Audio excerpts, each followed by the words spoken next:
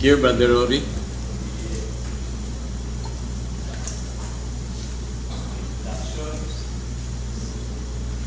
And today we shall be considering our way of life,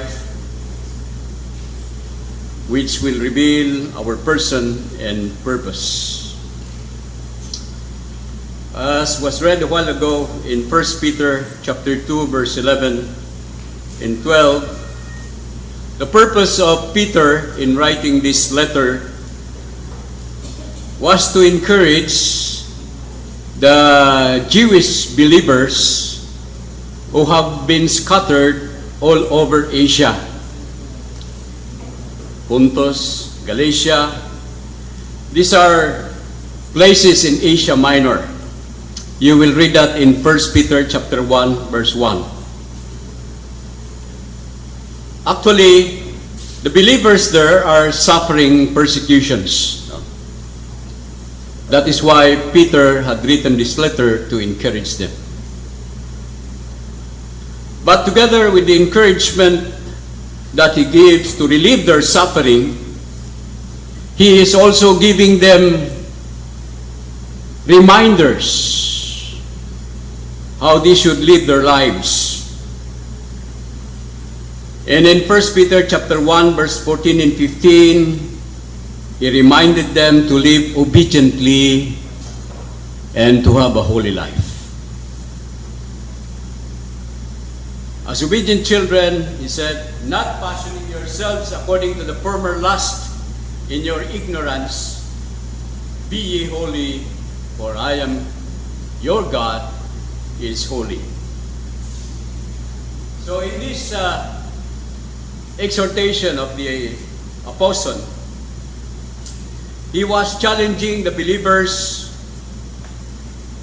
to live a life that is different from the lives of this world.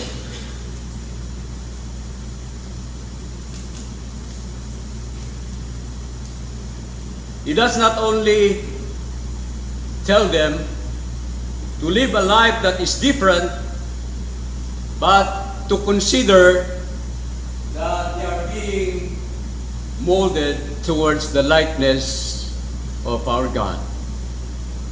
Dalawang bagay po yun. Na sila po ay mamuhay na banal, at ang pangalawa po, na sila po ay maging katulad po ng ating Panginoong Hesus. Sila po'y mahiwalay sa mga bagay sa mga mundo na naglalayo sa kanilang kaisipan sa Diyos, at ang sila po ay maging mahubog na maging katulad ng ating Panginoong Hesus. So their way of life confirms or authenticates who they are and their purpose in living. Yan po ang tinitignan ng tao sa atin. Binabasa po ng tao ang ating buhay, at sa pamagitan po ng ating buhay ay nakikita nila kung sino po tayo, o makikilala nila kung sino po tayo, at kung ano po ang layunin ng ating buhay. With this, I would like to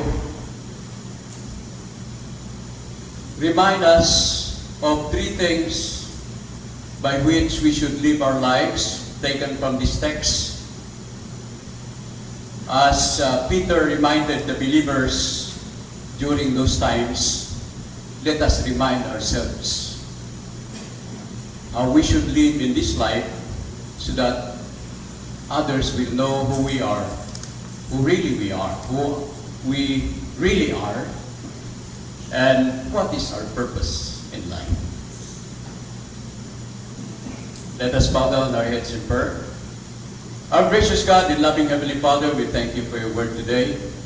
We thank you, dear God, that you have given us the opportunity again to come into your word and consider, oh God, the kind of life that you want us to live, by which the world will judge us, and by which the world will know who really we are and what's our purpose in life. We thank you, loving God and Heavenly Father, for your word. You is powerful and alive. I pray for the Holy Spirit to minister into our very hearts today, that we will get the message and not only keep it in our lives, but to live it. We thank you for your continual ministering to us, teaching us into all truth. We give you back all the praise and the glory, Lord Jesus, for you are worthy of it. In your name, we ask all these things with thanksgiving in our hearts. Amen. So there are, I summarize the ways that we should live in 3 points. First, we must live a pure life. Kailangan mabuhay tayo sa isang malinis na pamumuhay. Dito po tayo makikilala na tayo po yung mga anak ng Diyos. Dito po tayo makikilala na tayo po ay sa Panginoon, katulad po ng sinasabi sa 1 Peter 2:9. Mga hiram na mga bayan, mga piling tao ng Diyos. Makikilala po nila tayo sa magitan po ng ating malinis na pamumuhay. Kaya nga po dito sa verse 11, we read, "Dearly beloved, I beseech you as sojourners in pilgrims." We ought to live pure lives because, first of all, this world is not our home. Just like the song says, "This world is not my home, I'm just a passing through. My treasures are laid up somewhere beyond the blue. The angels beckon me from heaven's open shore. I can't feel at home in this world anymore." That should be the experience of all believers in Christ. That they come to a realization that this world is not indeed their home. That they are but sojourners. First of all, the word sojourner is used in 1 Peter 1:1. The fact that the believers were from Jerusalem, they went to the other places because of persecutions. They were spread over Asia. They became strangers in different countries. They were from Jerusalem, but they had to flee, go to other places. Thus, they are literally sojourners. The word sojourner actually means a dwelling alongside. So they are in a place where it is alongside with the very home that they have. And that very home is heaven itself. The word sojourner suggests stranger, therefore the emphasis is about alien nationality. Parang sina Brother Art, Sister Joby, di pa naman sila US citizen. So, sojourner pa rin sila. They are stranger in America. They may be dwelling there, but they don't have yet the citizenship. That is what it means. Nandun ka sa isang lugar, pero wala kang citizenship doon. Ganon din po sa atin. Bagamat, sabihin natin na tayo ay Pilipino, nandito ang citizenship natin. Pero ang tunay na citizenship natin ay sa langit. Philippians 3:20, your citizenship is in heaven. That is very clear. That our citizenship is in heaven. Tagalangit po tayo. That is the description that should be attached to our name.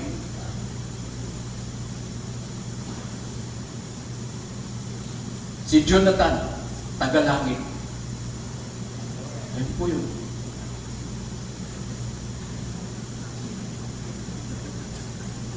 taga-langit. It describes our nationality. It describes our distance from the place where we should be. That we are alien. As of now, we are alien in this world. Hindi mahirap maintindihan ng mga kabataan yan kasi uso-uso ngayon yung mga alien sa mga internet at saka sa CV. Pero hindi yung inakala nyo na alien na pangit. Tayo pong mga alien na magaganda at gwapo. Dahil tayo pong mga anak ng Diyos. We are alien in nationality. And the word pilgrim means somebody who is traveling into a holy city. A pilgrimage. Like when the Muslims go to Mecca, they are on a pilgrimage. We are also on a pilgrimage, going to the holy city, going to the city that God has prepared for us. Heaven, the new Jerusalem. That's our very home. Pauwi po tayo doon. Papunta po tayo doon. Kaya tayo po ay mga pilgrims. We have temporary residence here. Abraham lived this truth in his life. Abraham was a rich man. You cannot deny that he has a lot of properties. But one thing you will notice about Abraham in Hebrews chapter 11 is that he did not build a permanent house. He never built a permanent house. He lived in tents, going from place to place. And why did he not build a palace for himself? He is able to do that because he has all the resources. He is a very rich man. But he did not do that because he was looking for a city whose builder and maker is God. That was a reality on the part of Abraham. Totoo po yun. Inangkin niya po yung katotohanan na yun. Kaya po hindi po siya nagpatayo ng permanente na bahay. Bagamat may kakayahan siya. He considered himself a pilgrim. Somebody who is traveling. And as long as you are in this life, you are a traveler. You are a pilgrim. And pilgrimage suggests destination. Not only a temporary dwelling, but it also suggests a destination. And that is where we are destined to be. You are people with destiny. Tayo po yung mga tao na mayroon pong pupuntahan. Tayo po yung mga tao na may dadatnan. An eternal dwelling forever. Much so that even Paul, in describing our temporary bodies as tents, he said, God has prepared for us a building not made with hands. 2 Corinthians chapter 5, verse 45. So he has prepared for us that very place. And we are described as strangers and travelers in this life. And if that is the truth, then we must not lay our treasures in this life. Everything must go before us. If there is a treasure to lay, it must be laid before us.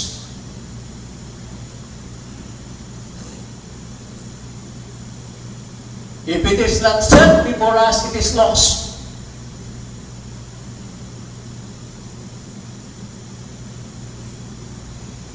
That's why we dedicate everything that God has given us. We are stewards for His glory and praise. That is where the riches of God's people should go. And I am reminded again of 1 Timothy chapter 6 when it says, if I remind the rich people of CDMC that they should not be proud because they are rich. But they should be rich in good works. Because when they are rich in good works, they have laid a good foundation in the future. They have not lost their wealth. They will keep their wealth for eternity.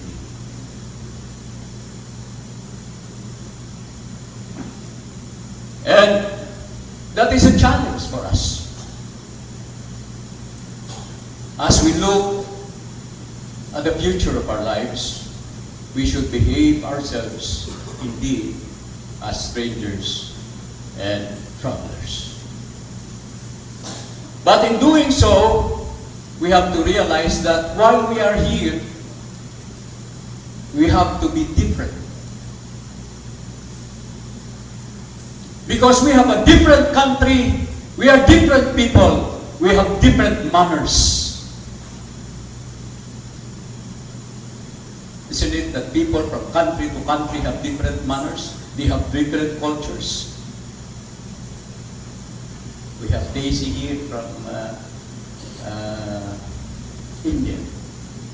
Kababayan ni Jennifer. They have their own culture. Even if they are here in the Philippines, they are strangers here. They are pilgrims. They are pilgrims because they travel from Davao to Manila. And they will be perpetually studying at perpetual. No, they will not perpetually, but they will be perpetualized as they study in perpetual university. They have their own culture.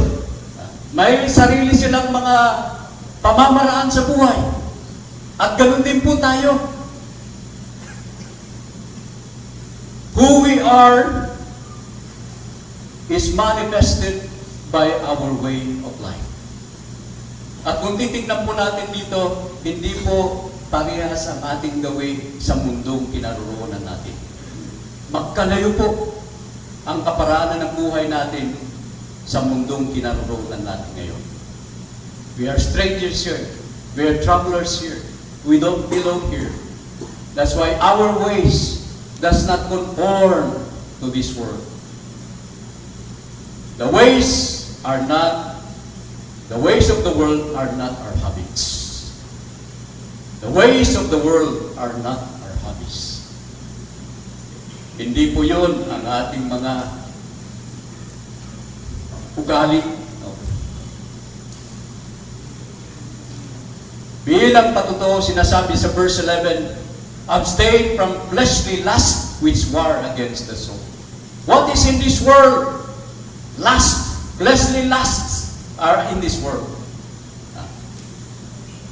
The lust of the eyes, the lust of the flesh, the pride of life. Yan po nakikita sa mundo ito. Sabi sa 1 John chapter 2 verse 15, ito ay hindi galing sa Diyos. This is not from God. This is of the world. Yan ay sa mundo. And we are not of the world. We have nothing to do with that. Kaiba tayo. And we should abstain from these things. The word abstain actually means or comes from the word enkratia. Enkratia or power over oneself. Kapangyarihan sa ating mga sarili. It's mastering ourselves or self-mastery. Yan pong ibig sabihin yan. Kratos means power. We have power over these passions. We are called to master these passions. And these passions that we find in this world are against our souls. Kontra sa kagustuhan at plano ng Panginoon para sa ating mga kaluluwa. And when the word fleshly lust wars against our soul, kasabi ni Pedro noon, ang larawan po dito, para pong nasa gera tayo. We are surrounded by armors. We are surrounded by enemies. These lusts are like enemies. Probably you can imagine tanks and missiles pointing towards you, ready to be fired at any moment. These are pointed against your soul. Nakatutok ang mga armas na ito sa kaluluwa mo. Yan ang mula sa mundo. And the purpose of this is to fight against your soul so that it will captivate your soul, and not only captivate but to slay your soul. Not only to captivate, hindi lang yung gawin kang preso ang kaluluwa mo, kundi patayin, mari. Yan ang purpose ng mga lust na ito, mga pita na ito. Katulad tayo ng isang siyudad na pinaligiran ng mga sundalo at hindi tayo makaalis, hindi tayo makalayo. Palaging hinahabol tayo. I was reminded about the Trojan War, the Battle of Troy. Na yung isang siyudad na yun ay pinaligiran ng mga kaaway. Hindi sila makatakbo, hindi sila makagalaw. And these weaponry are very deceptive. The ways of the flesh are very deceptive. Kung hindi natin alam yung pamamaraan ng mga lamang ito, ay tayo po'y mahuhulog sa pitag niya. Doon sa Trojan War, kung alam ninyo yung istorya, nag-withdraw po yung makaaway pero mayroon pong kabayo, wooden horse, na dala sila. At yung wooden horse na yun, akala ng mga nandun sa loob ng syudad, inosente lamang yun na structure, yun ay ginawa lamang na katulad doon para maging isang tanyag na project. No? Pero hindi nila alam, nung ipinasok yun sa loob ng kanilang bayan, noong gabi na yun, marami palang sundalo doon sa loob niya. Bumaba sila at pinagpapatay nila yung mga kaaway. That city fell down in one night. That is what the flesh can do also in our lives. These flesh are always pointed towards us, always looking for an opportunity to put us down. Kaya sinasabi ng salita ng Diyos, master those lusts in your lives. Don't give them opportunity to take hold of you.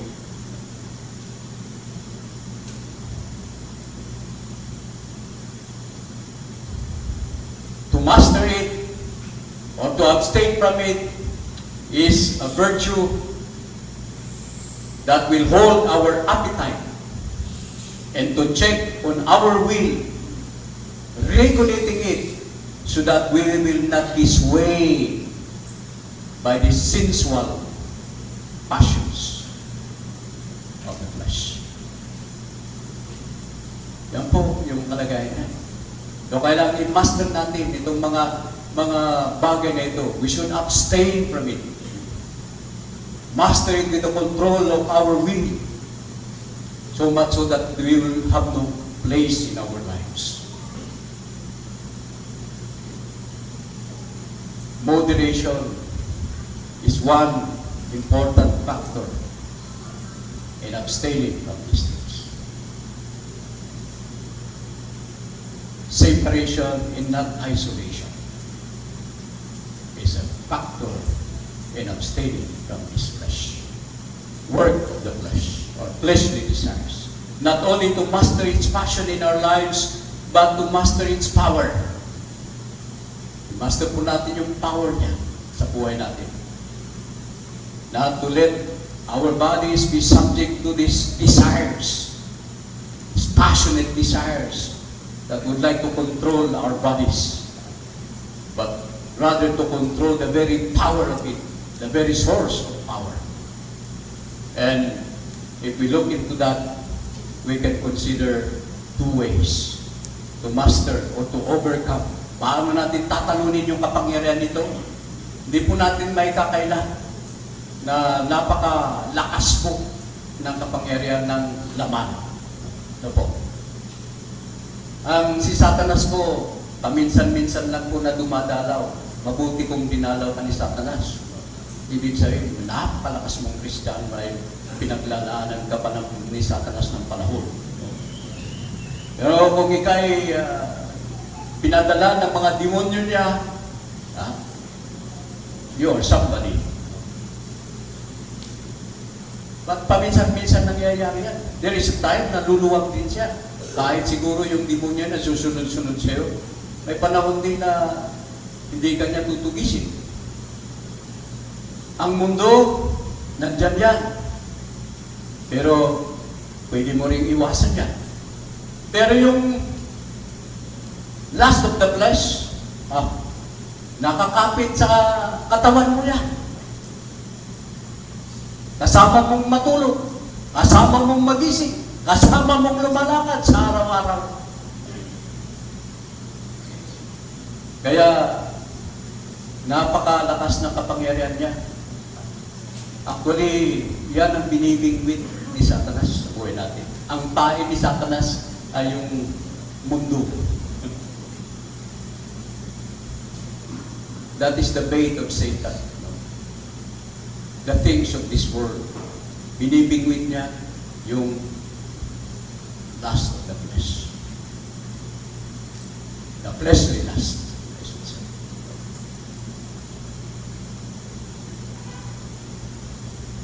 At hindi lamang yun, pag sinabi natin yun ang pagkakaiba ng translation kung minsan, sinasabi ng NIV, sinful lust, sabi niya, o sinful desires. But you know, fleshly lust is not necessarily sinful. Fleshly lust could be a desire that is innocent, a desire that is not sinful in itself, but the direction of which is to gratify itself and not give the glory to God. Kaya dapat na translation there is fleshly lust or worldly lust, because the direction of it is opposite that of God.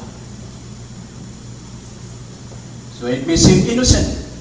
We may be doing things that are seemingly innocent. They are not sinful acts. But the question is, where is the direction, where is the motivation of these activities? That is what makes it sinful. When it directs us away from God, when it steals away the glory that is meant for God, the direction is earthly, corruptible. That's why the Bible says, he that sows in the flesh shall reap corruption, but he that sows in the Spirit shall reap everlasting life. How do we master this power? The way of the cross. What is the way of the cross? 1 Peter chapter 1 and 2, it says, for he that suffered, that is the Lord Jesus Christ, for he has suffered in the flesh, has ceased from sin, that he no longer should live the rest of his time in the flesh to the lust of men, but to the will of God. The way of the cross is the way to overcome fleshly lusts, which means we have to practice dying to ourselves, dying to the desires of this world. Kailangan i-practice natin ang kamatayan. Ang Panginoong Hesus namatay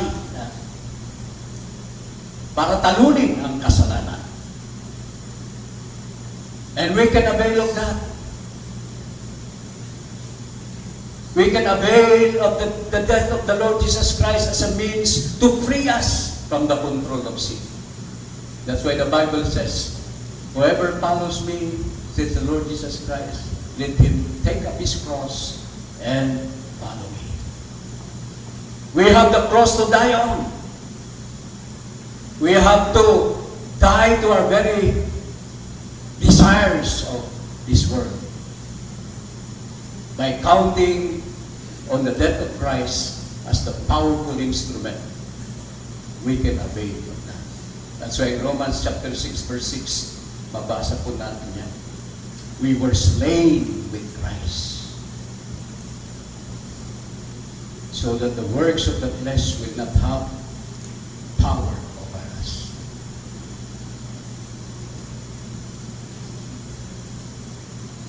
Not only that we will cease from sin, if we practice dying to ourselves, dying to the desires of the world.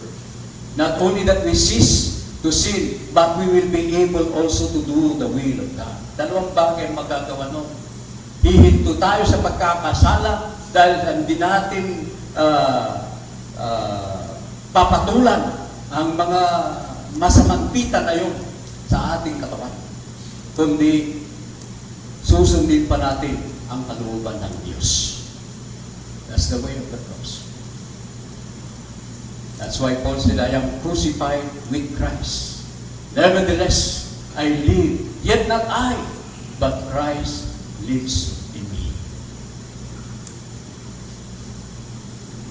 Dying with Christ. Dying to sin. Dying to sinful lusts is a practical and powerful way of defeating this problem of Christian lusts. Pangalawa, the way or the walk in the Spirit. Walk in the Spirit. It says in Galatians 5:25, walk in the Spirit and you shall not fulfill the desires of the flesh. Alam nyo, pwede nating sabing mamatay tayo sa ating sarili o we will count ourselves as dead so that we will not have the desires to do that sin. Pero kung wala yung Holy Spirit na pupustos sa atin, hindi magtatagal.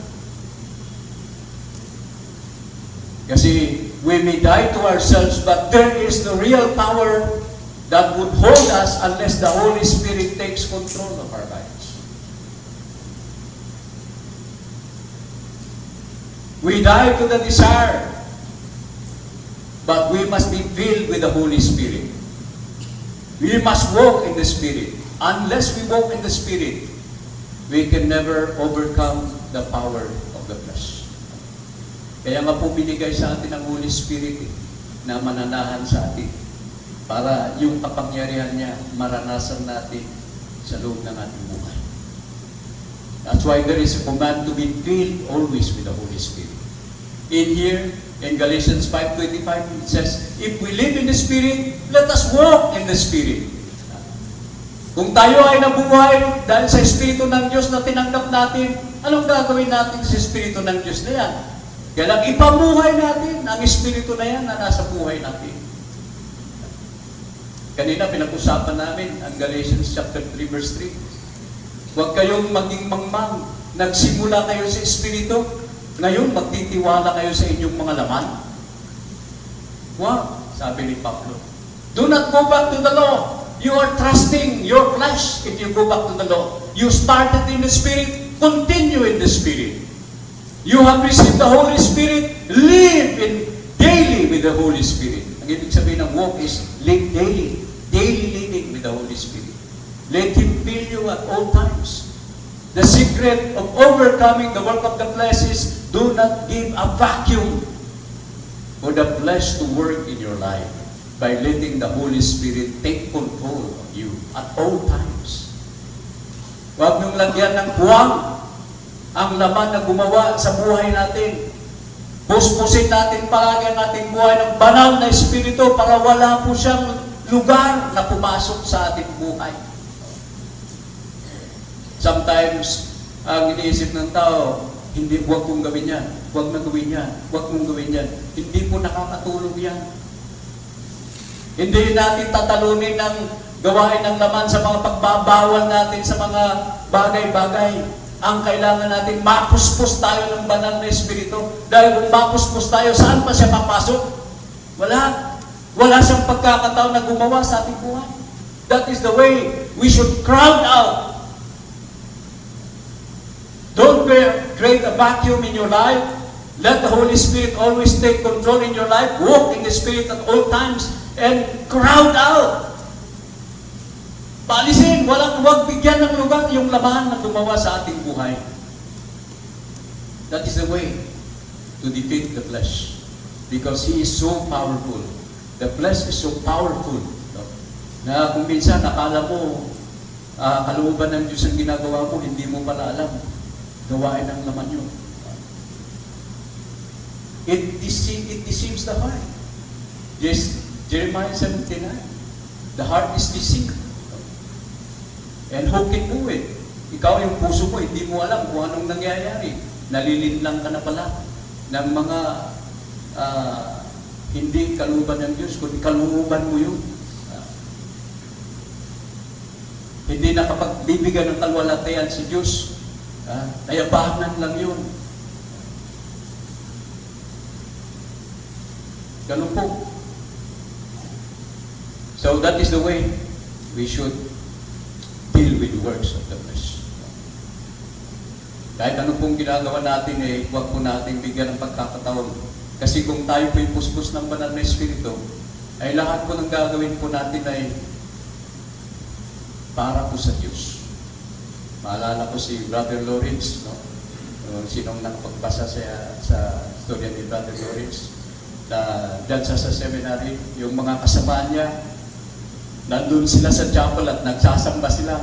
Siya, andun sa kusina, palagi siyang naglilinis at naghuhugas ng mga plato. Nainggit siya, sabi niya, paano naman yan? Paano ako mag-worship? Nandito ko palagi ako sa kusina. Sila, nandun sila sa chapel, umaawit sila. Ako, naghuhugas pa rin ng pinggan dito. And then he learned that he can worship God. And he started saying, Lord, God of plates, I worship you here in the kitchen. You God of spoons and forks, I worship you here. And he was already worshiping the Lord in everything he did. He is not far from those who are worshiping in the chapel. He was enjoying the presence of the Lord. You see, that is the way we feel our lives so that the flesh has no vacancy to come into our lives. Sa totoo lang, pinakadelikado na panahon at tayo magkasala kapag tayo nag-iisa. Mas maganda pa ngayong active tayo. Lumalabas tayo palagi, may ginagawa tayo kaysa yung wala tayong ginagawa. Because Satan always finds a shop in the hand of a lazy man. And an idle heart is always the working shop of the devil.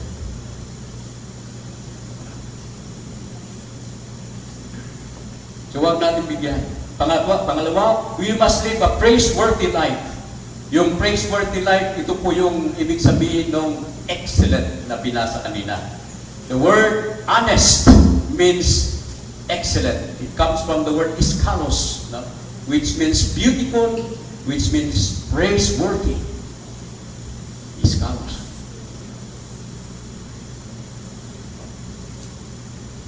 Pleasing to the eyes. That is what it means. So dapat po, ang ating buhay ay hindi lamang maganda, kundi maganda dahil pinapakita natin sa publiko. It must be publicly confessed. Our praiseworthy life should be publicly confessed. You know, there is another word for good, and that is the word agathos. Good. Which means your life may be good. You may have a good spiritual life. But what good is that spiritual life? It is not, if it is not displayed and publicly seen by other people. Anong kagandahan ng buhay mo kung hindi naman nakikita? Kung hindi mo naman pinapakita sa mga tao? Of course, sasabihin mo, mahirap yan, Pastor. Pag pinakita ko, di mawalan ako ng gantimpala. Hindi yun ang ibig sabihin ng Panginoong Yesus. Ang ibig niyang sabihin, kapag ikaw ay pumunta sa publiko at sasabihin mo, oh, spiritual ako, yan ang mali. Pero kung pupunta ka sa mga tao at ipakita mo ang kabutihan ng Diyos sa buhay mo, tama po yun. Hindi ka nawawalan ng gantimpala. And you know what? We are not meant to keep our faith to ourselves. Bagamat personal ang pananampalataya, hindi ka gustuhan ng Panginoon na itago mo yung personal na pananampalataya mo.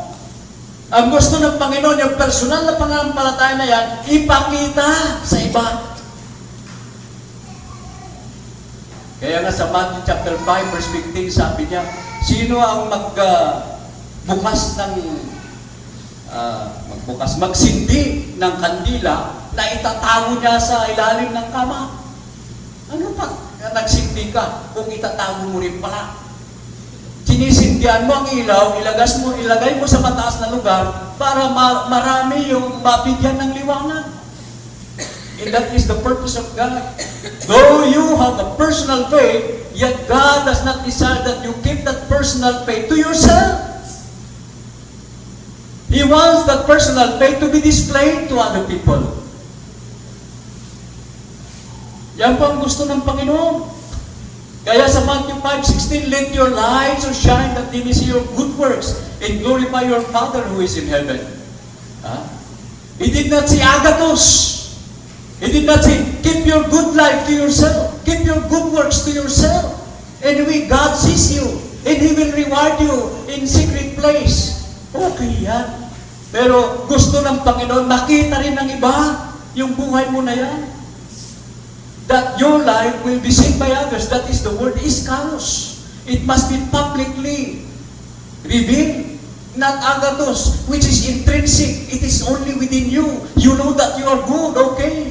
But you must show that goodness to other people. So that they will also praise the Father who had worked that good work in your life. Yan ang sinasabi niya dito.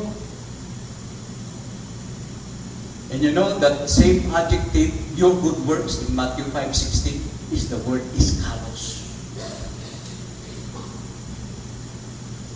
It means your good works is beautiful and it must be displayed.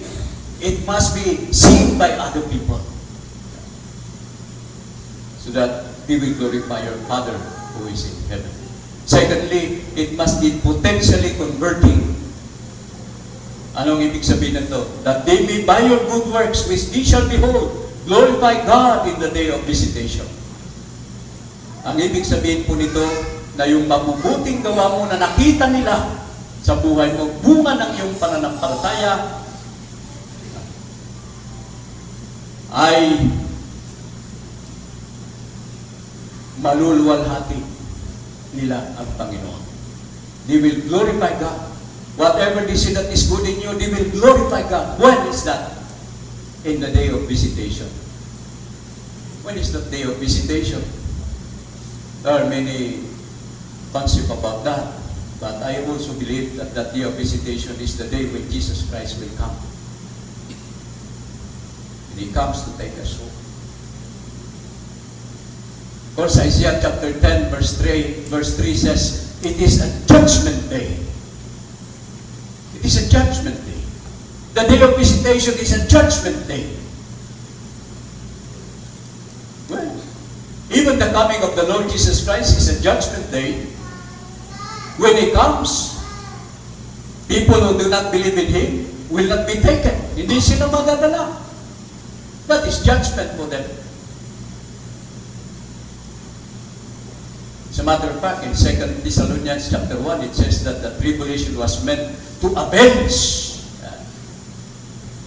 the believers who are being persecuted by people who do not believe. The tribulation was meant for them. So it's a judgment day pag bumalik ang Panginoon. But it's also a salvation day. Kapag yung mga tao nakakita ng gawa mo, nakita nila, ay totoo pala ang pananampalataya ng tao ito. Sino ba ang pinanampalataya niya? And then he will believe and put his trust in the Lord. So much so that when the Lord Jesus Christ comes, he will be taken with you. And he said, praise God! Thank you!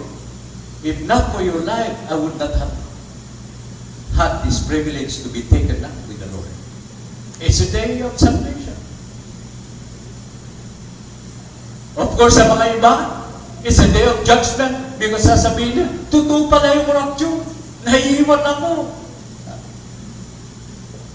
Sayang. Nakita ko naman, totoo naman yung pinakita ng tao yun. Totoo pala yun. Bakit kasi hindi ako naniwala? Judgment.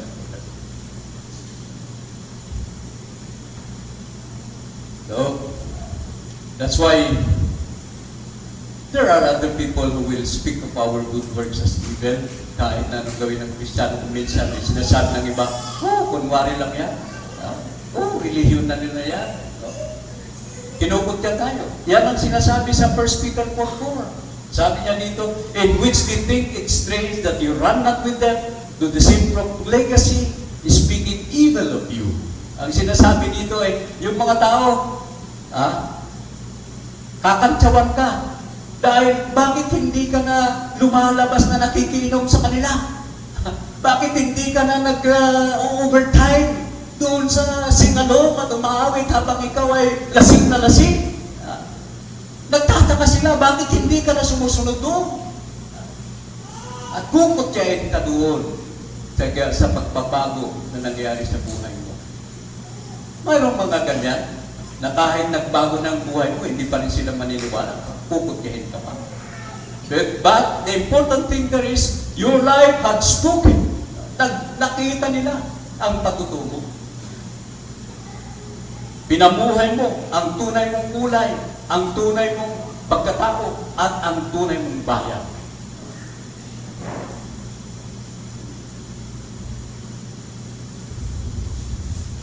We must live a purposeful life. Yan ang uli natin. There are two purposes or motivations of living for a believer. First is the glory of God. The purpose of human behavior and human action is for the glory of God. We eat, we drink, we do whatever we do for the glory of God. 1 Corinthians 10:13-31. Nabubuhay tayo para sa kalwalhatian ng Diyos. Amen? That is the motivation of our life. That is the purpose of our life. Whatever we do,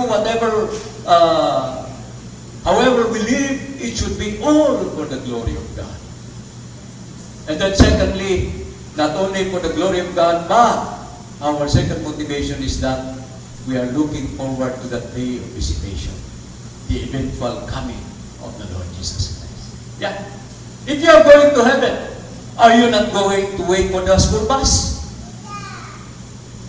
School bus. Heavenly bus? Are you not going to wait for the van?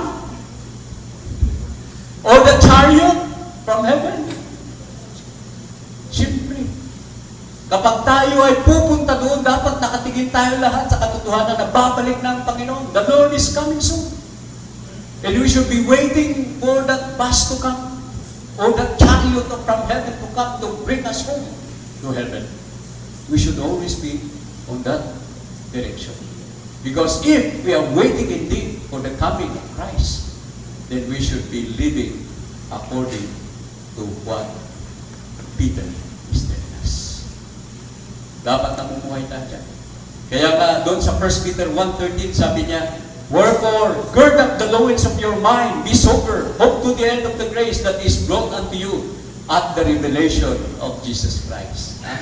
Sabi na dito, gird up your loins. Ang ibig sabihin niyan, kasi noong unang panahon, parang bistigan na inyong baro ng mga kalalakihan, pero mayroon silang sinturon dito, tinataas nila yan, pag gusto nilang tumakbo, o may gagawin silang trabaho, tinataas yan, iniipit dito, para magalaw yung kanilang katawan at mabilis silang gumalaw. It says it's like saying, roll up your sleeves, let's work. No? Roll up your sleeves. So what it means here is, roll up the sleeves of your mind. Be sober. Let us not follow the passion of this world, but rather let us look for the grace that is prepared by Christ and is coming. See?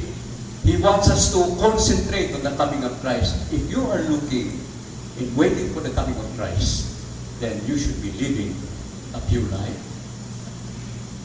Such as said by Peter, a productive life, and even this purposeful life. So, sana po, ganun ang tignan natin. And then in closing, let us look at Hebrews 11:13. No? It says, those heroes of faith, like Abraham, hindi lang naman si Abraham ang namuhay na umaasa sa langit na ipinangako ng Diyos. Hindi lang si Abraham. May mga kasama siya. At sabi niya dito, lahat ng mga tao na yun na umasa sa langit, dahil sa kanilang pananampalataya, hindi man nila nakita yung pangako na yun. Hindi man nila natanggap ang pangako na yun, pero nakita nila sa malayo. They have seen it afar. They were persuaded and they embraced it and they confessed that indeed they are pilgrims and strangers on this earth. My friends, dapat tignan natin yung katotohanan ito. And we will not only see it, we must be persuaded, we must embrace it, own it for ourselves, and we must confess that indeed we are strangers and we are travelers in this world. And you know what the next verses? And God is not ashamed to call them my children. Hindi nahiya ang Diyos na sabihin sa atin na tayo ay mga anak niya at may inihanda siya na syudad para sa atin. Our gracious God, loving Heavenly Father, we thank you for your word today. We thank you so much, Lord, for encouraging us. Whatever is our situation in this life, we take comfort in the fact that we are the inheritors of heaven. You have prepared a city for us, where Abraham went and all the other faithful brethren who went ahead of us. Help us that we may appropriate the truth, that we may perceive, that we may embrace, and that we may confess that indeed we are but strangers and pilgrims in this world, and we ought to live for the truth, for heaven and for God. This is our prayer with thanksgiving in Jesus' name.